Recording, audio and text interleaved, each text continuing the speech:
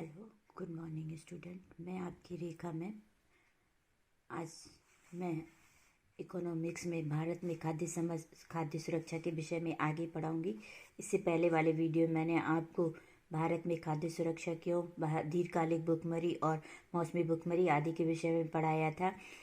भारत में 1943 में जो बंगाल में अकाल पड़ा था, सबसे भयानक अकाल पड़ा था, तो स्वतंत्रता प्राप्ति के बाद भारत के सामने सबसे बड़ी चुनौती थी जो वो थी खाद्यान्नों में आत्मनिर्भर होना, जिससे कि 1943 का फिर से भारत में अकाल ना पड़े, जिसके लिए उन्होंने हरित क्रांति, कृषि में एक हरित क्रांति नीति को अपनाया।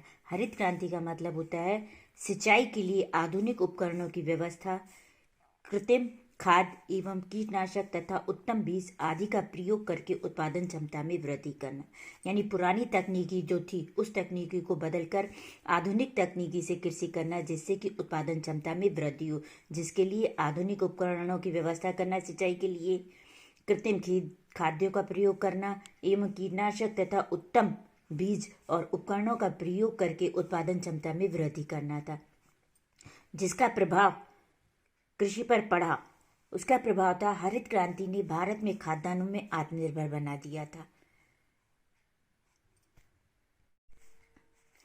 70 के दशक के प्रारंभ में हरित क्रांति आने के बाद से मौसम की विपरीत दिशाओं के दौरान भी देश में अकाल नहीं पड़ा। भारत एक मानसूनी जलवायु क्षेत्र है। यहाँ अधिकांशतः लोग कृषि पर निर्भर रहते हैं और मौसमी प्रभाव पड़ने के कारण सूखे और बाढ़ की स्थिति बनी रहती है भारत में। और इन मौसम के विपरीत दिशाओं के कारण भी भारत में अकाल की स्थिति नहीं बनी। इस तरह भारत हमारा क्या है, खाद्यान्न पर आत्मनिर्भर हुआ।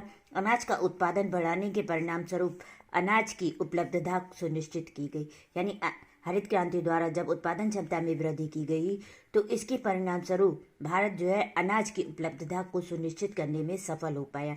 इस प्रकार हरित क्रांति का प्रभाव खाद्यान्नों पर अच्छा पड़ा और खाद्यान्नों में भारत आत्मनिर्भर हो गया। आज हमें भारत को अन्य देशों से खाद्यान्न आयात करने की बहुत कम आवश्यकता पड़ती है। अब आता है आपका भारत में खाद्य सुरक्षा। इस व्यवस्था के दो घटक हैं। पहला है बफर स्टॉक, दूसरा है सार्वजनिक वितरण प्रणाली। यानी जब हरित क्रांति के द्वारा भारत खाद्यान्न में आत्मनिर्भर हुआ तो उन्होंने दो रणनीतियों को अपनाया, एक बफर स्टॉक और दूसरा सार्वजनिक वितरण प्रणाली। जिसमें आता है सबसे पहले बफर स्टॉक किसे कहते हैं या बफर स्टॉक क्या है। भारतीय खाद्य निगम के माध्यम से सरकार द्वारा अधिप्राप्त अनाज, गेहूँ, चावल के भंडार के बफर स्टॉक कहते हैं। यानी भारतीय खाद्य निगम द्वारा सरकार द्वारा अधिकृत अनाज, गेहूं और चावल का स्टॉक जो किया जाता है, यानी उन्हें संचित किया जाता है, उसे हम बफर स्टॉक कहते हैं। भारतीय खाद्य निगम अधिशेष उत्पादन वाले राज्यों में किसानों से गेहूं और चावल खरीद लेता है। स्टॉक किस तरह करता है, भारतीय खाद्य निगम जो अधिशेष उत्पादन वाले राज्य हैं, या जैसे गेहूं उत्तर भारत में अधिक होती है या चावल साउथ भारत में अधिक होता है, तो इन राज्यों से जिन क्षेत्रों में उनकी आवश्यकता से अधिक गेहूं और चावल पैदा होता है, उन क्षेत्रों से वो भारतीय खाद्य निगम जो है उनसे खरीद लेता है और उन्हें अपने पास बफर स्टॉक के रूप में सुरक्षित रखता है। भारतीय खाद्य निगम अधिशेष उत्पादन राज्यों से के किसानों से गेहूं और चावल खरीदते समय किसानों को उनकी फसल के लिए पहले से घोषित कीमतें दी जाती है। जो उनकी सरकार द्वारा घोषित कीमतें होती है उस स्टेट की, उस राज्य की, उस कीमत को वो पहले से दे देती है। इस मूल्य को न्यूनतम समर्पित कीमत कहा जाता है। इन फसलों के उत्पादन को प्रोत्साहन देने के उद्देश्य से बुवाई के मौसम से पहले सरकार न्यूनतम समर्पित कीमत की घोषणा करती है। खरीदे हुए अनाज को खाद्य भंडारों में रखे जाते हैं। यानी किसानों से ये समर्पित कीमत मिल पर खरीद लेती है, उसके बाद उन्हें अपने भंडारों में सुरक्षित रखती है। समाज के गरीब वर्गों में बाजार कीमत से कम कीमत पर अनाज के वितरण किया जाता है। इस कीमत को निर्गत कीमत भी कहते हैं, निर्गम कीमत कहते हैं। यह खराब मौसम में या फिर आपदा काल में अनाज की कमी की समस्या को हल करने में भी मदद करता है। यानी बफर स्टॉक में दो चीज़ें मुख्य आ जाती हैं। पहला है न्यूनतम समर्थित कीमत और दूसरा है आपका निर्गम कीमत। पहले किसानों से उससे निर्धारित मूल्य पर अनाज खरीद लिया जाता है और फिर निर्गम जो बाजार में मूल्य निर्धारित हो उससे कम मूल्य पर गरीब तबके के वर्ग लोगों को वो अनाज दिया जाता है और खराब मौसम आपदा के समय भी इस खाद्यान्न का प्रयोग किया जाता है। दूसरा आता है आपका सार्वजनिक वितरण प्रणाली, यानी जिसे आप राशनिंग व्यवस्था कहते हैं, वही आपकी सार्वजनिक वितरण प्रणाली कहलाई जाती है। भारतीय खाद्य निगम द्वारा अधिप्राप्त अनाज को सरकार विनियमित राशन दुकानों के माध्यम से समाज के गरीब वर्गों में वितरित करती है। इसे सार्वजनिक वितरण प्रणाली कहते हैं। यानी बफर स्टॉक द्वारा, यानी अधिप्राप्त, भारतीय खाद्य निगम जो है अधिप्राप्त राज्यों से अनाज को खरीदती है, उस अनाज को राशन की दुकानों के माध्यम से समाज के गरीब वर्गों में वितरित करती है। इसे सार्वजनिक वितरण प्रणाली कहते हैं।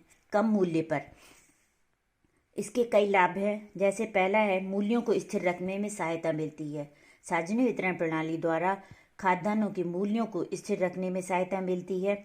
कमी वाले क्षेत्रों में खाद्य पूर्ति महत्वपूर्ण भूमिका निभाती। जिन क्षेत्रों में खाद्य की कमी हो जाती है, उन क्षेत्रों में ये महत्वपूर्ण भूमिका निभाती है। रासायनिक प्रणाली द्वारा उन क्षेत्रों में अनाज को वितरित किया जाता है। अकाल और भुखमरी की व्यापकता को रोकने में सहायता प्राप्त करता है। यानी सार्वजनिक वितरण प्रणाली या बफर स्टॉक द्वारा जो अनाज को संचित किया जाता है, उसको अकाल और भुखमरी की व्यापकता को कम करने के लिए, या अकाल इसकी स्थिति में जब भुखमरी उत्पन्न हो जाती है, उस व्यापकता को कम करने के लिए इसकी सहायता ली जाती है। निर्धन परिवारों के पक्ष में कीमतों में संशोधन। निर्धन परिवारों को ये कम कीमत पर अनाजों को वितरित करने में सहायता प्राप्त करती है। लेकिन हर किसी के साथ कुछ न कुछ समस्याएं आती हैं। इसी तरह सार्वजनिक वितरण प्रणाली की भी कुछ समस्याएं हैं इसमें।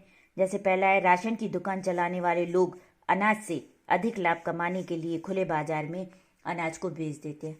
जो ये राशन की व्यवस्था की जाती है, जिन्हें ये कार्ड दिए जाते हैं राशन की दुकान चलाने के लिए, वो दुकानदार इस अनाज को लाभ कमाने के लिए खुले बाजार में बेच देते हैं। राशन की दुकानों पर घटिया अनाज की बिक्री करते हैं। जो अच्छा माल आता है वो रख के बाजार में बेच देते हैं। उसकी जगह इनके पास रखा हुआ है स्टॉक में जो खराब अनाज होता है, उसकी ये बिक्री कर देते हैं। राशन की दुकानें उचित समय पर ना खुलकर कभी कभार खुलती हैं।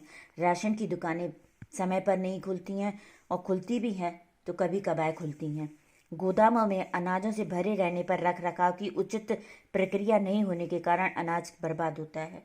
यानी जब ये बफर स्टॉक द्वारा अनाजों में गोदामों में अनाज रखा जाता है, तो उनकी रख रखाव की जो प्रक्रिया होनी चाहिए वो सही नहीं होती है, जिसके कारण भंडारों में रखा हुआ अनाज सड़ने और गलने लगता है और बर्बाद हो जाता है। तो कई समस्याएं भी इस सार्वजनिक वितरण प्रणाली द्वारा आती हैं, लेकिन इन समस्याओं के बावजूद भी सरकार ने सार्वजनिक वितरण प्रणाली को सफल बनाने का प्रयास किया तथा 2000 ईस्वी में 2 विशेष योजनाएं, अंत्योदय अन्न योजना और अन्नपूर्ण योजना भी आरंभ की गरीबों के लिए। अब चैप्टर का लास्ट पैराग्राफ, सहकारी समितियां। सहकारी समितियां भी भारत में खाद्य सुरक्षा के लिए एक महत्वपूर्ण भूमिका निभाती हैं। सहकारी समितियां निर्धन लोगों को खाद्यान्न की बिक्री के लिए कम कीमत वाली दुकानें खोलती हैं। यानी सहकारी समितियां जो होती हैं वो निर्धन लोगों को बाजार मूल्य से कम कीमत पर अनाज देती हैं। जैसे तमिलनाडु में राशन की दुकानें, जिनमें से करीब 94% सहकारी समितियों के माध्यम से चलाई जा रही हैं। उदाहरण के तौर पर आपका तमिलनाडु में है राशन की दुकानें जो सार्वजनिक वितरण प्रणाली द्वारा खोली जाती हैं, उनमें से 94% जो दुकानें वो सहकारी समितियों के माध्यम से ही चलाई जा रही हैं। इसी तरह दिल्ली में मदर डेयरी सरकार द्वारा निर्धारित नियंत्रण दरों पर दिल्ली सरकार निर्धारित नियंत्रण दर निश्चित करती है, उस पर दूध और सब्जियों को उपलब्ध कराती है। इसी तरह महाराष्ट्र में एकेडमी ऑफ डेवलपमेंट साइंस ने विभिन्न क्षेत्रों में अनाज बैंकों की स्थापना की है। आज का चैप्टर आपका खत्म। बाय।